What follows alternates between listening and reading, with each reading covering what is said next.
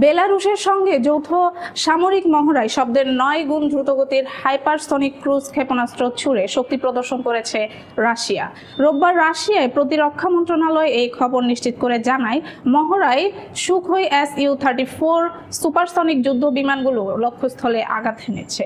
Russia বলেছে, 12 September থেকে চলা এই কৌশলগত মহড়ার মূল উদ্দেশ্য ছিল নিজেদের নিরাপত্তা ব্যবস্থা শক্তিশালী করা এবং কোনো ন্যাটো সদস্যের বিরুদ্ধে হামলার পরিকল্পনা নেই।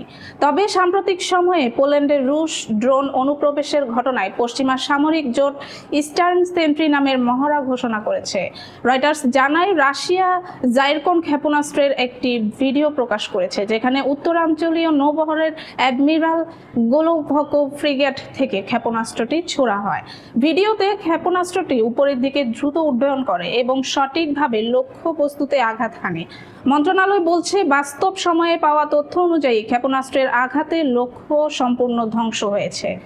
রাশিয়ার প্রেসিডেন্ট ভ্লাদিমির পুতিন 2019 সালে বলেছিলেন, জাইরকন ক্ষেপণাস্ত্রগুলো শব্দের প্রায় 9 গুণ দ্রুত গতিতে চলে এবং 1000 কিলোমিটার মধ্যে স্থল ও সাগরের যে কোনো লক্ষ্যবস্তুতে আঘাত হানতে সক্ষম।